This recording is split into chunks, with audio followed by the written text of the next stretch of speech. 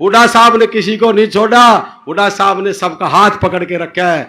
तो मैं अभी पहले तो हुड्डा साहब का बादली हलके की तरफ से सम्मान करेंगे, फिर हुड्डा साहब अपना संबोधन देंगे। आपने मेरी बात सुनी, आपने आशीर्वाद दिया, मैं फिर आपको वचन देता हूं, मैं बादली हलके का बेटा हूं, बेटा रहूंगा, और मैं अपनी चमड़ी की जूती आपको बढ़ा के पहना दूं। बादली हलके का एहसान मैं कभी नहीं उतार सकता। अब 10 साल जो आपने कुशासन का राज देखा है, 5 तारीख को वोट के रूप में इसका अंत कर देना। तुम्हारे काम के भी दर्राटे, थारे सम्मान के भी दर्राटे, ये आपको विश्वास दिलाते। अभी मैं हुड्डा साहब को हमारे आप आदरणीय भाई, पूरे इलाके के पुराने भी नए भी सारे सरपंच मिलकर हुड्डा साहब को सम्मानित करेंगे। पूरे इलाके के 101 गांव के सरपंच मिलकर नए पुराने सारे हुड्डा साहब को गदा भेंट करके उनको सम्मानित करेंगे। जोरदार तालियां बजाकर हुड्डा साहब का स्वागत करें। नरसिंह फौजी जी विधायक जी को हुड्डा साहब को होका भेंट करके उनका स्वागत कर रहे हैं, उनका भी स्वागत करें।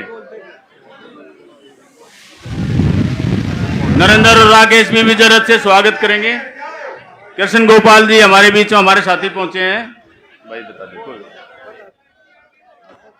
हमारे पूर्व सरपंच रतिराम जी भी उनका स्वागत करेंगे।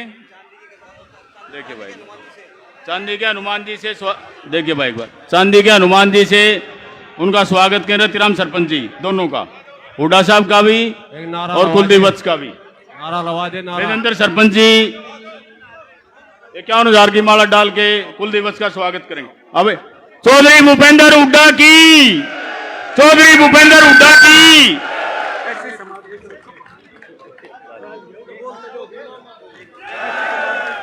ऐसी समाज की तरफ से भी राकेश तौरलाड पर से भाई पहुंचे वहां स्वागत करने के लिए। मैडम गीता बुक्कल का भी स्वागत करेंगे। चौधरी भूपेंद्र हुड्डा की, भाई कुलदीप वत्स की, बादली हलके की।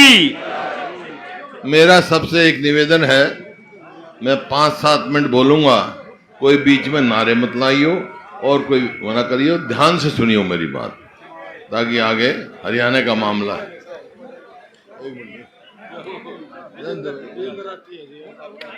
मैं देता नहीं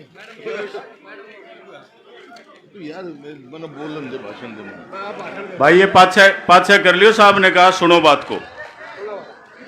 यहाँ बादली हलके से हमारी कांग्रेस पार्टी के उम्मीदवार विधायक भाई कुलदीप वत्स जी, और झज्जर हलके से विधायक वह हमारे साथ मंत्री रही हमारी बहन गीता बुक्कल जी, वह सम्मानित मंच, उपस्थित मेरे बुजुर्गों, नौजवान साथियों, मातृशक्ति, प्यारे बच्चों, पत्रकार बंधुओं, देखो 5 तारीख को चुनाव है। चुनाव हरियाणा में है, लेकिन सारा देश टकटकी लगा के देख रहा है हरियाणा के चुनाव की ओर, देख रहा है कि हरियाणा क्या फैसला लेगा। क्योंकि हरियाणा बेशक छोटा प्रदेश है, लेकिन देश की राजनीति पर पूरा असर रखता है। आपने देखा, हरियाणा की शक्ति देखी, जब ये सरकार 3 काले कानून लेके आए किसानों के खिलाफ, तो 1 साल तक हरियाणा की भूमि पर धरना चला, एजिटेशन चला, पंजाब वाले भी आए, 750 किसानों ने शहीदी दी, और इस केंद्र की सरकार को मजबूरन वो कानून वापस लेने पड़े। ये ताकत है हरियाणा की, तो इस वास्ते हरियाणा की ओर देख रहे हैं। भाई मैं सारे हरियाणा में घूम के आया हूं, और मैंने देखा कि हरियाणा के 36 बिरादरी ने, जहां पे भी मैं गया, 36 बिरादरी ने मन बना लिया है कि आने वाली सरकार कांग्रेस की सरकार। ऐसा क्यों हुआ? ऐसा यूं हुआ कि लोगों ने तोल के देख लिया। 2005 से 2014 तक हमारी सरकार थी, और 14 से 24 तक बीजेपी और जेजेपी की सरकार थी। जिस दिन हमने सरकार छोड़ी 2014 में, उस दिन हरियाणा प्रति व्यक्ति आय में, प्रति व्यक्ति निवेश में, कानून व्यवस्था में, नौकरी देने में, खेल और खिलाड़ी में पूरे देश में नंबर 1 प्रदेश था, चाहे हमारे छोटा सा प्रदेश। देखा नहीं आपने, ओलंपिक्स हुए थे 2010 में, 38 गोल्ड मेडल आए देश के, उसमें 22 अकेले हरियाणा के। ओलंपिक में 6 मेडल आए देश के, उसमें 4 अकेले हरियाणा के। इस प्रकार से पूरे देश में नंबर 1 था। अब 10 साल इनकी सरकार रही। आज ये मेरे आंकड़े नहीं है, प्लानिंग कमीशन के हैं, केंद्र सरकार के। आज हरियाणा किस चीज में नंबर 1 है? बेरोजगारी में, महंगाई में, अपराध में और खेल और खिलाड़ियों को आपने देख लिया। हमारी पहलवान बेटियों को अब तक न्याय नहीं मिला। तो हर उसपे क्षेत्र पे पिछाड़ दिया प्रदेश को। कहा कि 2022 तक हम किसान की आमदनी दुगनी कर देंगे। आमदनी तो दुगनी नहीं कर पाए, लागत कई गुना बढ़ा दी। याद कर लो 2014 में डीजल का क्या भाव था? हरियाणा में पूरे देश में सबसे सस्ता था। खाद का क्या भाव था? कीटनाशक दवाई का क्या भाव था? और आज क्या भाव है? लागत तो इतनी बढ़ा दी, आमदनी घटा दी।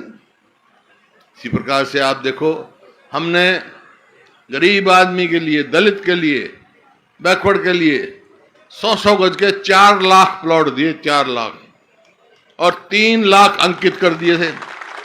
3 लाख अंकित कर दिए थे। इस सरकार ने आते हुए स्कीमें बंद कर दी। ये देखो, मतलब मेरा कहने का मतलब किसी भी वर्ग को, कोई भी वर्ग इस सरकार से संतुष्ट नहीं है, सब विमुख है। इस वास्ते 36 बिरादरी, चाहे किसान हो, मजदूर हो, व्यापारी हो, कर्मचारी हो, शहरी हो, ग्रामीण हो, सब इससे विमुख है। तो इसी वास्ते माहौल बना हुआ है पूरे हरियाणा में कि अब की बार कांग्रेस की सरकार। सवाल एक आता है आपके सामने, सवाल एक आता है कि भाई इन लोग पूछेंगे आपसे, भाई इनने तो भट्ठा बैठा दिया 10 साल में, कांग्रेस की सरकार आ गई तो वो क्या करेगी? वह मैं बताना चाहता हूं। कांग्रेस की सरकार आएगी तो भाई कोई बात नहीं, कांग्रेस की सरकार आएगी तो हम जो है कांग्रेस बुजुर्गों की पेंशन 6,000 रुपए करेगी, और आपका 300 यूनिट बिजली फ्री करेगी। गैस का सिलेंडर 500 रुपए होगा, और 100-100 गज के प्लॉट फिर स्कीम शुरू करेगी, और आपके प्लॉट नहीं, 2 कमरे का मकान भी साथ देंगे। इसी प्रकार से जो बैकवर्ड क्लास, उसकी क्रीमी लेयर थी हमारे टाइम में 8 लाख, इनने घटा कर दी 6 लाख। इसका मतलब ये हुआ बहुत सारे लोगों को वंचित रखा गया उनके अधिकार से। हमारी सरकार आएगी तो उनकी क्रीमी लेयर करेंगे हम 10 लाख। इसी तरह से हरियाणा में किसानों को एमएसपी की कानूनी गारंटी दी जाएगी ताकि दूध को उनके साथ धोखा ना हो, और केंद्र सरकार को भी मजबूर करेंगे लाहौर के नेतृत्व में कि ये स्वामीनाथन C2 फार्मूला पे करें। इसी प्रकार से आपका जो नौकरी, इनने कौशल रोजगार निगम खोला भाई, उसमें ठेके पर नौकरी देते हैं। हमने तो ठेकेदारी बंद करी थी, ये ठेकेदार बन गई सरकार। और ना तो उसमें रिजर्वेशन, ना उसमें पक्की नौकरी, ना पेंशन, कुछ नहीं है उसके, ना मेरिट। भ्रष्टाचार की दुकान खोल रखी है, परचून की तरह नौकरी बेची इनने। सबको मालूम है इस बात को। जो अच्छी नौकरी थी एसडीओ वगैरह, वो बाहर के लगाए 90%, हरियाणा के नहीं लगाए। क्या हमारे बच्चे पढ़े लिखे नहीं? तो इस प्रकार से हर हिसाब से इन्होंने हमारे को पिछाड़ने का काम किया है। तो नौकरी, नतीजा ये हुआ उनका 2 लाख आज नौकरी जो है, पक्की नौकरी खाली है, पद सैंक्शन पर। अगर कांग्रेस की सरकार आएगी तो हम अपने 2 लाख बच्चों को सरकारी नौकरी देंगे। इसी प्रकार से ये हमारी बहनें बैठी हैं, माताएं बैठी हैं, इनको महिलाओं को 2,000 रुपये महीना देंगे हम एक महीने को। ताकि ये अपने आत्मसम्मान से जी सकें।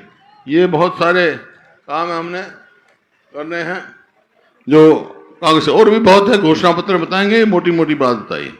लेकिन मेरे 2 सवाल हैं आपसे और ईमानदारी से जवाब देना।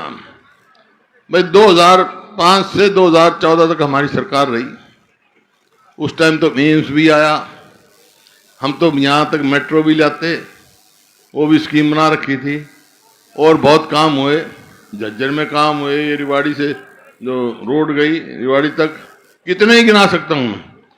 तो भाई 10 साल इनकी सरकार को हो गए, एक काम गिना दो भाई कोई न करो।